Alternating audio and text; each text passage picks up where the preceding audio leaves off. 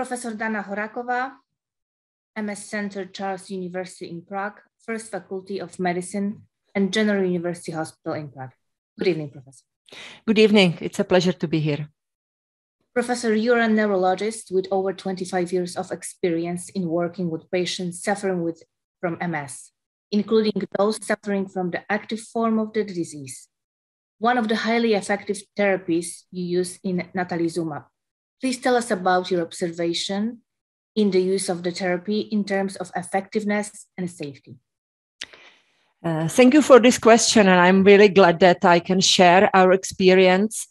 I'm really glad that I had a chance to participate in the original AFFIRM trial, which was the phase 3 trial that started in 2002. And the Czech Republic significantly contributed to this trial. We enrolled more than or something about 100 patients, and from my center participated 21 patients with MS who started the treatment with Natalizumab in 2002. And since this group, we still have 4 patients who have been on Natalizumab. It's almost 20 years, and they are doing very well. So we have the data from the original phase 3 trial, and these data really brought the drug that or showed that it's very effective drug. I would say one of the most effective drug that we still have.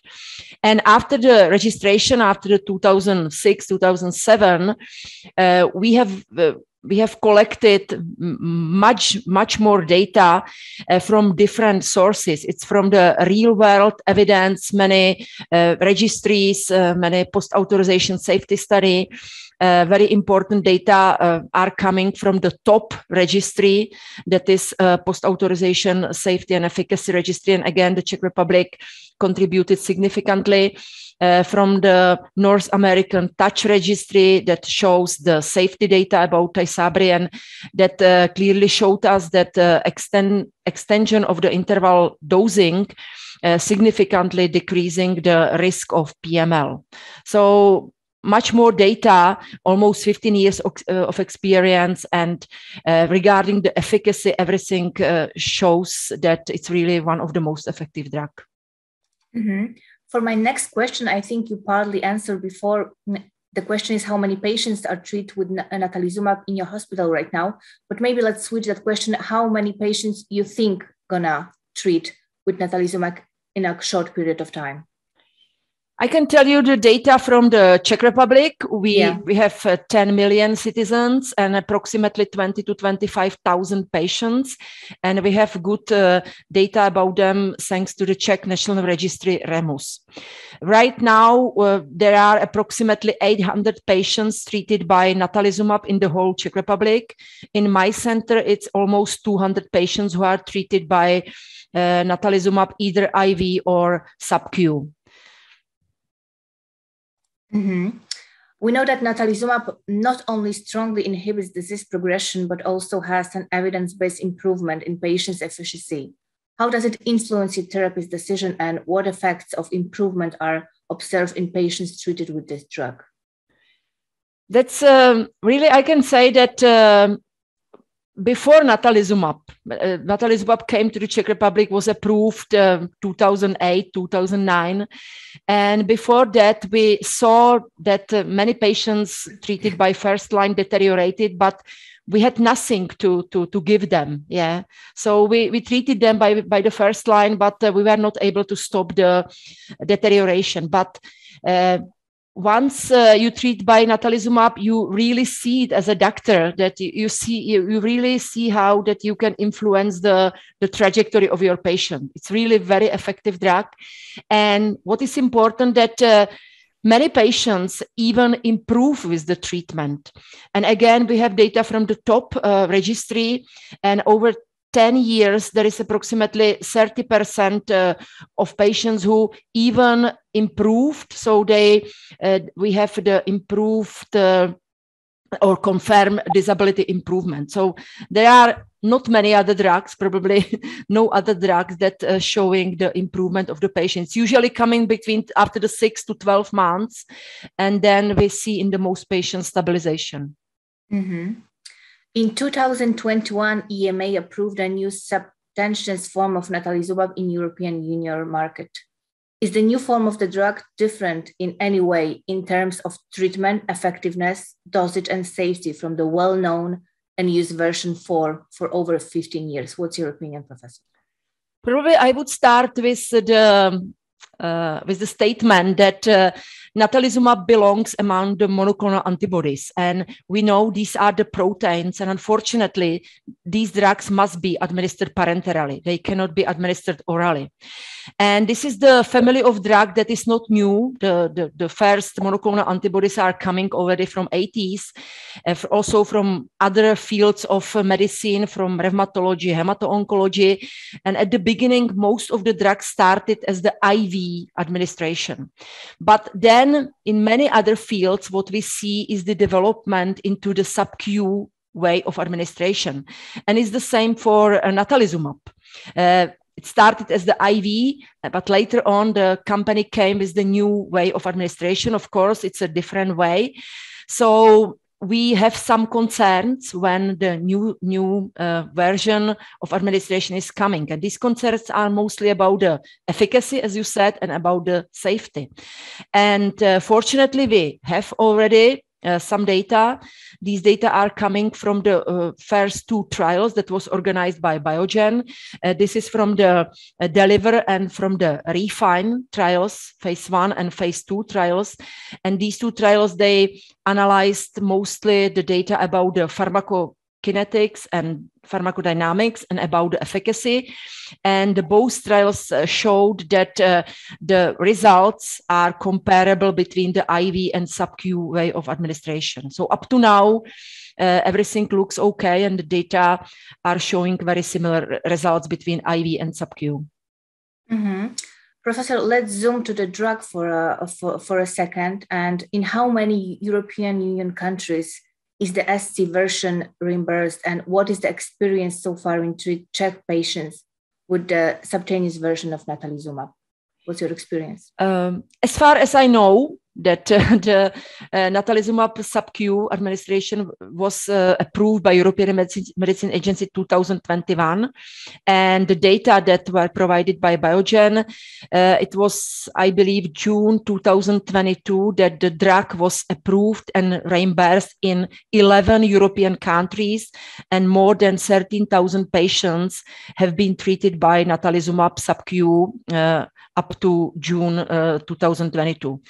In my center, we started in approximately November 21. At that time, we had 190 patients, and till July 22, we switched from IV to sub-Q approximately 140 patients, so it's more than half of them, and approximately 13, it's probably 15 now, started Natalizumab sub-Q as a new treatment, as a treatment-naive patients. Mm-hmm. During your lecture at the 7th Scientific and Training Conference at the Polish Neurological Society in Lublin, you presented a very interesting conclusion from the analysis of the cost of subcutaneous administration of Natalizumab compared to intervention administration, which was made in Spain during 2 years observation. What are the main conclusions of that presented analysis? This is the poster that was presented during European Neurological Academy in Vienna this June. And this is some farmacoeconomic model where authors analyze and compare the cost and time saving between the IV and sub-Q administration. And both results clearly showed that if you compare the IV administration in the reference hospital with the sub-Q administration in reference or in regional hospital, then sub-Q definitely led to significant decrease in the cost and a significant decrease in the time, both for healthcare providers and also for the patient and for the caregivers. So definitely it's from the pharmacoeconomic point of view, significantly better. Mm-hmm. Is the first comparative data from both form of Natalizumab already available in the Czech Nation MS registry? Are they available? Up to now, I can speak on behalf of my center. And since November 2021, we started what we do in our routine clinical practice. We collect all data of all our patients into the Czech National Registry, REMUS. This is in all 15 centers. And in my center, since November, we also started to collect data about neutralizing antibodies, because we are interested if there is a risk of immunogenicity and hypersensitivity reaction. So once we switch from IV to sub-Q, we do the anti-natalizumab testing before we switch, and then every 3 months, and we do it for the first 12 months. So we have been collecting the data in all our patients, and I hope that at the end of this year or early next year, we will be able to analyze these data and to provide or to publish first results. In the same time, we are organizing the wider registry-based trial with secondary use of data in more centers in the Czech Republic. So I believe that in the next year, we will be able to provide more data about the safety, immunogenicity, tolerance, and the efficacy of sub-Q administration. Mm-hmm. What, in your opinion, Professor, are the main benefits for patients, clinicians, and the healthcare system of subcutaneous form of the drug? What's the most? As I mentioned, it's definitely it's the saving of the money and the time. And usually, generally, the patients prefer the sub-Q way of administrations because it is saving their time. It is not only in neurology, and it's not only story of Natalizumab. As I said, it's in most of other fields, rheumatology, hemato-oncology. There is the trend to develop the new monoclonal antibodies as a sub-Q way of administration. So patients prefer it. It's good for many patients with a poor venous access because it's much easier. It's saving the time, our time, and all neurologists, we know how overcrowded are infusion centers. So from my personal experience, I can say that definitely it has already helped us to empty our infusion centers because those 140 patients moved from the IV to sub-Q, and it's much faster. So the time is the more precious. Time and also the money. It's saving the money. Professor, that's all of my questions. Thank you very much for the interview. It was my pleasure. Good luck.